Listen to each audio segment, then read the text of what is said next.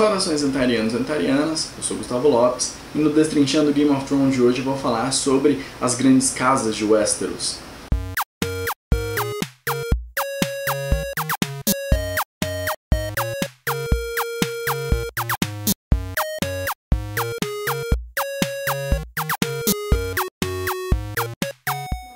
E aí galera, estou aqui de volta para falar mais uma vez sobre Game of Thrones.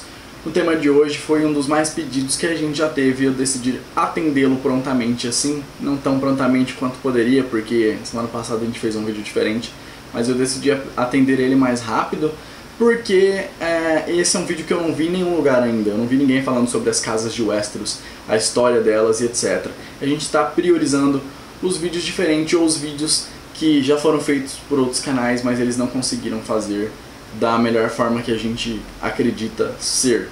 Então hoje falaremos sobre as grandes casas de Westeros. Esse vídeo vai ser dividido em 3 partes, portanto vocês vão assistir a primeira parte quinta-feira, a segunda sexta e a terceira sábado. Essa é a primeira vez que a gente vai fazer 3 vídeos, mas vocês vão poder conferir, espero que vocês acompanhem todos. A primeira casa que eu queria falar aqui é a Casa Tyrell. A Casa Tyrell, ela descende dos Ândalos e eles datam desde a Era dos Heróis. A Era dos Heróis eu vou explicar aqui já neste vídeo e bem no início, porque eu vou falar muito delas. A Era dos Heróis foi a era onde a gente teve grandes homens e grandes mulheres, e foi mais ou menos ao mesmo tempo em que os primeiros homens assinaram ali o Pacto de Paz com os Filhos da Floresta, e quando os Ândalos vieram para Westeros para poder dominar tudo e ali meio que reinarem quase que absoluto. Os Tyrell, eles não eram reis antes de nada, eles não eram os senhores de Highgarden como eles são hoje, eles serviam a Casa Gardener.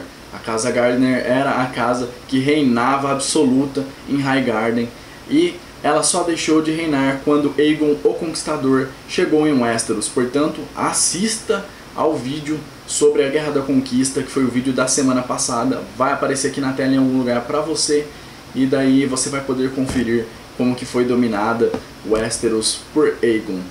E quando os Gardener foram rendidos, eles acabaram sendo derrotados. Os Tyrell foram lá e renderam Highgarden para o Aegon, e ele falou: ó, toma, você pode agora fazer o que você quiser com Highgarden.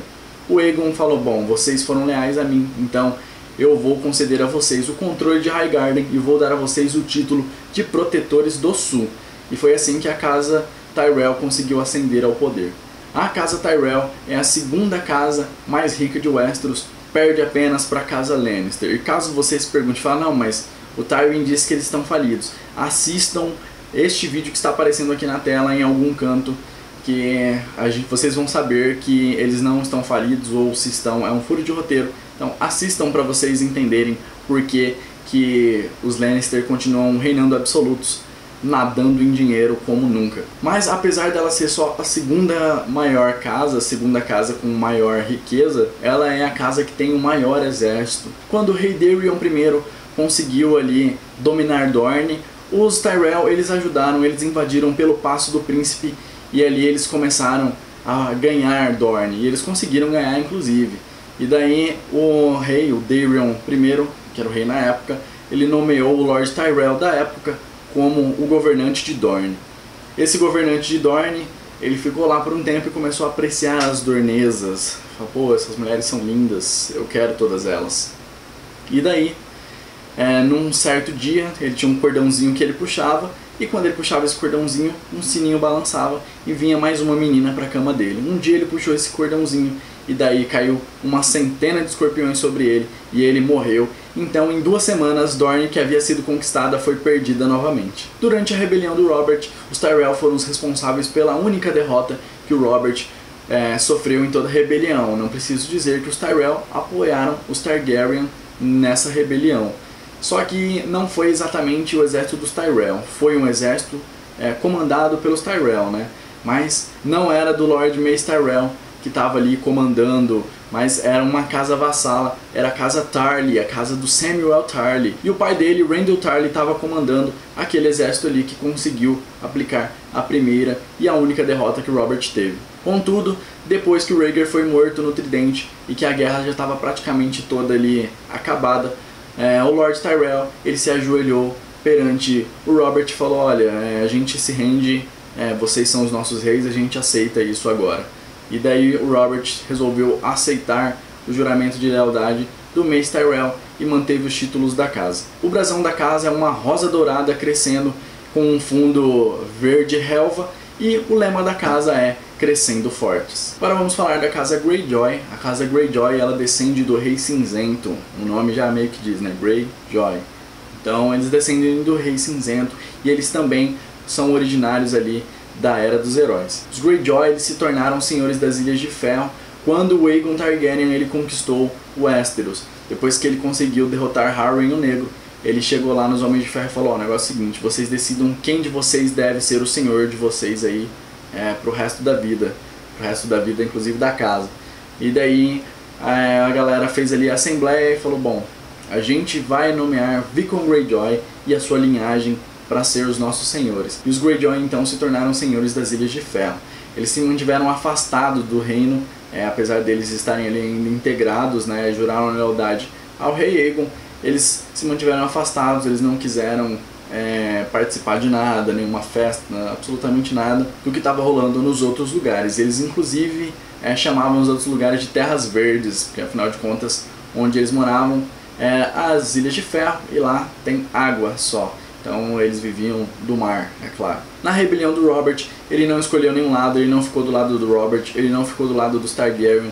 E ele terminou a guerra sem que ninguém incomodasse ele lá, aliás, sem incomodar ninguém. Mas, 6 anos depois, o senhor da casa Greyjoy, o Baelor Greyjoy, ele se declarou o rei das Ilhas de Ferro e começou uma rebelião contra o reino. Só que eles foram derrotados. O Robert marchou até as Ilhas de Ferro, levou consigo o Ned Stark também, e eles conseguiram ali derrotar o Baelor Greyjoy. E a frota dele foi queimada. Ele teve os 2 filhos mais velhos dele mortos. Então ele acabou ficando sem descendência porque o último filho dele, o Theon Greyjoy, ele foi capturado e foi levado para Winterfell como protegido do Ned Stark. Então ele foi obrigado a jurar lealdade à coroa, né? E também a todos os costumes ali que o Westeros tinha. Então essa é mais ou menos quando o Baelor morresse. O Theon ele ia se tornar o Senhor das Ilhas de Ferro. Eles não quiseram destruir essa linhagem. Os Greyjoy continuaram a sua linhagem. Eles iam devolver o Theon lá para as Ilhas de Ferro e ele iria reinar sem essa de querer rebelião contra o reino. Depois da derrota, o Euron Greyjoy, irmão do Baelor Greyjoy, estuprou a esposa do seu irmão Victarion Greyjoy. Nessa ocasião ele também engravidou a esposa do irmão. O Victarion, ele para manter a sua honra, ele foi obrigado a espancar a sua mulher até a morte. Ele bateu nela muito e ela morreu. E ele é um cara que é muito leal, ele tem uma lealdade muito grande. E por conta desse tabu de não poder matar parentes, ele resolveu que ele não mataria o irmão dele, o Euron. Mas ele seguia firmemente o irmão dele, o Baelor, e ele achava que o irmão dele estava certo em tudo ali. Então o Euron ele foi exilado, mandado para fora das Ilhas de Ferro, e o Victarion também decidiu vazar de lá. Ele não volta mais para as Ilhas de Ferro, ele está no mar aí fazendo as coisas dele. O escudo da casa Greyjoy é uma lula dourada e um fundo negro, e seu lema é Nós não semeamos. Agora vamos falar da casa Baratheon. A casa Baratheon ela foi originada com o Aegon Targaryen, porque o irmão bastardo do Aegon Targaryen ele tinha esse sobrenome Baratheon, ele foi o primeiro de sua linhagem. Orys Baratheon foi o cara que fundou ali a casa. Então essa é a linhagem masculina. Mas pela linhagem feminina, eles descendem dos Reis da Tempestade, porque o Orys matou o rei Ardulac e depois ele se casou com a filha dele, a Argella. Depois do Orys ter matado ali o Ardulac e ter casado com a Argella, ele então pegou o brasão, o lema, os títulos e as honrarias ali da família do Rendon, que era a família da Argella, tomou para si, colocou só o nome Baratheon ali no lugar e adotou todo o resto para sua casa. Durante a rebelião Blackfyre, eles resolveram seguir os Targaryen e não os Blackfyre ou Blackfyre, você diga como quiser. E daí eles entregaram seu exército para o príncipe Baelor Targaryen para ele conseguir dominar ali os Blackfyre e conseguir voltar ao poder como ele deveria ter, porque ele era o legítimo. Anos depois, a princesa Rhaelys Targaryen casou-se com um Baratheon e daí dessa união nasceu Steffon Baratheon. Por que eu enfatizei o nome de Stephen Baratheon? Simplesmente porque ele é pai de Robert Baratheon. Exatamente, então, de uma união com um Baratheon, com um Targaryen, que era para fortalecer a união entre as duas casas, saiu um cara que foi o pai justamente do cara que ia acabar com toda a dinastia Targaryen. E não só isso, o irmão de criação do Robert Baratheon, que era o Eddard Stark, ele estava ali junto e também participou dessa destruição da casa Targaryen. Depois da rebelião que o Robert fez por causa da Lyanna, ele já tinha derrubado todos os Targaryen, ele usou essa avó dele, a Rhaelle, para falar, olha, eu tenho sangue Targaryen também, eu sou quem mais deve ir para o Trono de Ferro. E assim ele conseguiu a coroa dele, e assim a casa Baratheon se tornou a casa que está no Trono de Ferro. Como o Robert ele tinha sido coroado rei, e o Stannis ele foi nomeado Senhor de Pedra do Dragão, então sobrou Ponta Tempestade, que é a sede da família Baratheon, para o Renly Baratheon. Ele se tornou então o Senhor de Ponta Tempestade. O brasão da casa Baratheon é um veado coroado negro em um fundo dourado, e o lema da casa é Nossa é a Fúria. Só que tem um outro brasão também, e esse, o Joffrey Baratheon, ele resolveu colocar, que é um brasão que casa tanto o brasão da casa Lannister com o brasão da casa Baratheon.